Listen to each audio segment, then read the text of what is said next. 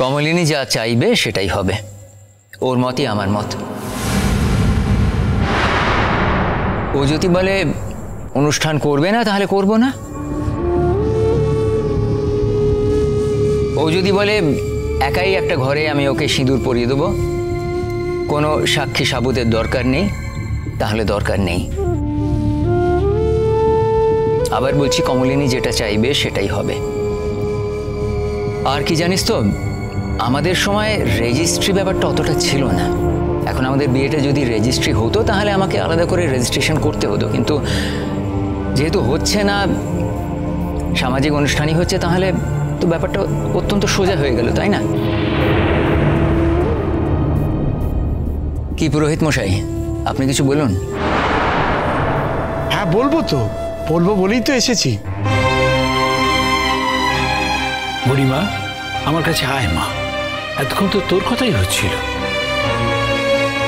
তোর মুখখানা এমন হয়ে আছে কেন মা? শরীর টরীর ভালো আছে তো রে? হ্যাঁ বাবা, আমি যথেষ্টই সুস্থ আছি। হ্যাঁ সত্যি তো বুড়ি, কি হয়েছে তোমার? কিরকম মুখ চোখের অবস্থা, চোখের তলাটলাগুলো বসে গেছে। রাতে ভালো করে ঘুমও নেই নাকি? ঘুম হচ্ছে না? ও আচ্ছা মাইমা, ওরা কোন ঘরে শুচ্ছে? বুড়ি, তুমি কি তোমার স্বামীর সাথেই শুচ্ছ?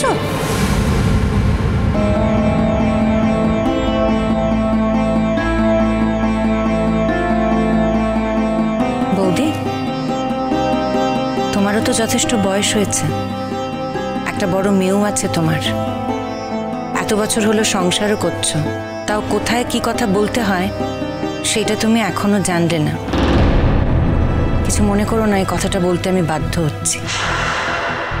আমার শাশুড়ি মাকে তুমি এই কথাটা জিজ্ঞেস করছো কি করে? এখানে আমার বাবা আছেন, মা আছেন, এতজন গুরুজন আছে, তা সত্ত্বেও তুমি আমার শাশুড়ি মাকে যে কথাটা জিজ্ঞেস করছো সে কথাটা কি তুমি তাকে জিজ্ঞেস করতে পারো?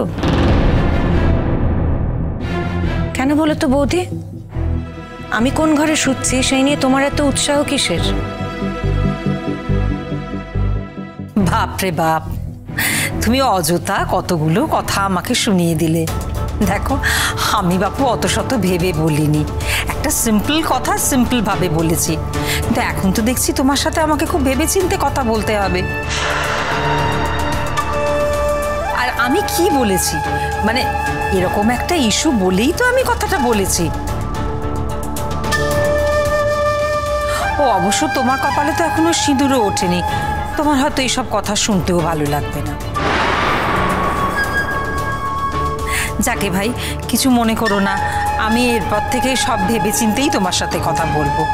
আর দেখো, এই যে মুখ শুকিয়ে যাওয়া, চোখের তলায় কালি পড়া, মানে ঘুম হচ্ছে না, এগুলো কিন্তু আমি বলার আগে তোমার বাবাই তোমাকে জিজ্ঞেস করেছেন, তাই না? আসলে তোমার হাবভাবটা না সবারই নজরে পড়ছে, তাই সবাই জিজ্ঞেস করছে। কাকিমা তো আসলে কাউকে এভাবে দেখেন না, দেখলে অনেক কথাই বলতেন। আপনার তো দেখছি সাংঘাতিক অবজারভেশন। কার চোখের তলায় কালি, কার মুখ শুকিয়ে গেছে, কে রাতে ঘুমোতে পারছে না, কার চেহারা খারাপ হয়ে গেছে, আপনি দেখছি সবই বলতে পারেন, সবই খেয়াল রাখেন। ও মা, খেয়াল করবো না কেন? এতে না খেয়াল করার কি আছে? ও আমার ননদ, আমার এত আপনজন, তোর কোনো কিছু হলে সেটা আমার নজরে নেবে? ননদ তো আজ নতুন করে হয়নি কাকিমা, আগেও তো ননদ ছিল।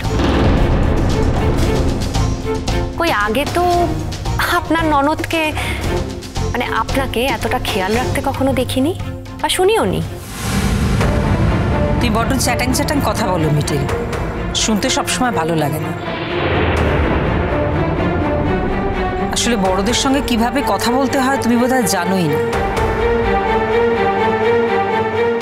দেখো, তুমি তো এ বাড়ির বউ হয়ে আসছো, তাই এই বাড়ির লোকজনের সাথে কিভাবে কথা বলা উচিত, কিভাবে ব্যবহার করা উচিত, সে শিক্ষাই তো দেখছি তোমার নেই। শুনুন, আমি এই বাড়ির বউ হয়ে আসছি বলে তো আমি কারোর মাথা কিনে নিইনি। আর সত্যি কথাটা বলা যদি আমার অপরাধ হয়ে থাকে তাহলে আমি এই সত্যি কথাটা বারবার বলব। যাকে আমি আর এটা নিয়ে সময় নষ্ট করতে চাই না। যাকে ডাকা হয়েছে তিনি তো নিশ্চয়ই কিছু বলবেন। তিনি কি বলতে চান সেটাই বরং শোনা যাক।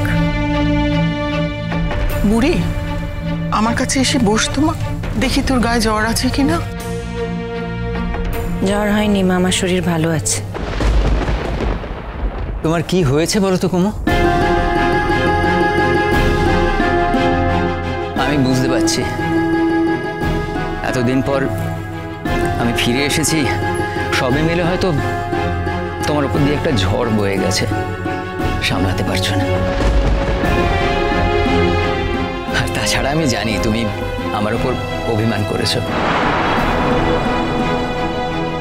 এতগুলো দিন আমি বেঁচে ছিলাম, তাও তোমার কাছে ছিলাম না। সে আর কি করা যাবে, যেমন কপাল তেমনই তো হবে। ঠিক আছে, আগেকার কি হয়েছিল সব ভেবে লাভ কি আছে? হ্যাঁ, কষ্ট হয়েছিল, দুঃখ হয়েছিল, সবই হয়েছিল, সব। আর নতুন অনেকটা ঠিকও করে দিয়েছিল, তারপরেও আমি আর কোথায় সামলালাম মাসি?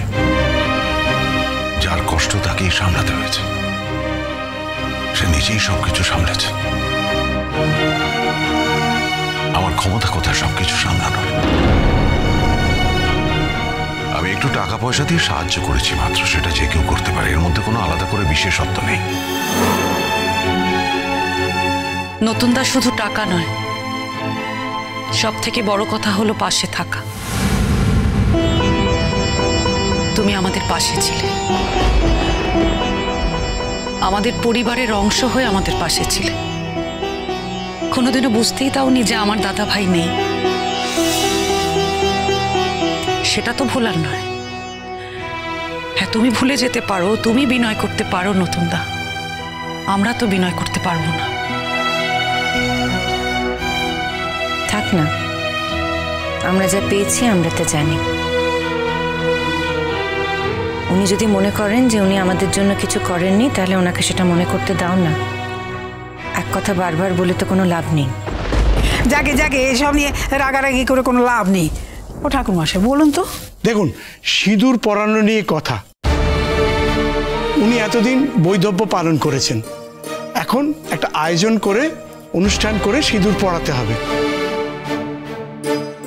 তা সে শালগ্রাম শিলার সামনেই হোক অথবা একটা বড় করে অনুষ্ঠান করেই হোক, আসল কথাটা হচ্ছে সিঁদুর পরানো। আমি একটু মন্ত্র পড়ে দেবো, একটু বিয়ের মতন ব্যাপার হবে। একটা ভালো দিন আছে সামনে, আমি দেখে রেখেছি, আমি আপনাদেরকে বলে দিয়ে যাব। যত তাড়াতাড়ি সম্ভব করে ফেলাই ভালো, কারণ আপনার ছেলে বাড়ি এসে গেছে, এখন বৌমা এখনো স্মৃতিতে সিঁদুর তোলেনি, এটা তো ঠিক কথা নয়। আজকাল তো অনেক মেয়েরাই সিঁদুর পরে না, তাতে কি হয় ঠাকুরমশাই? না না, তাতে কিছু হয় কি হয় না সেটা তর্কের ব্যাপার।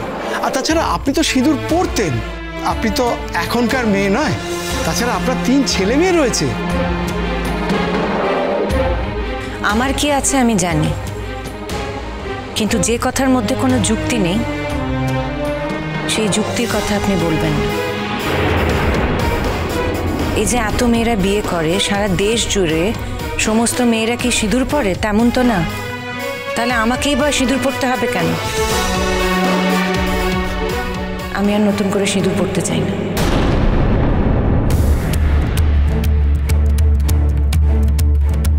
এ কি অলক্ষণে কথা?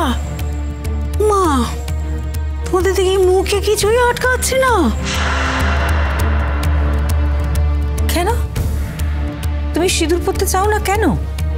মানে সিঁদুরটা তুমি কেন পরতে চাইছো না সেটা তো আমি বুঝতে পারছি না বুড়ি।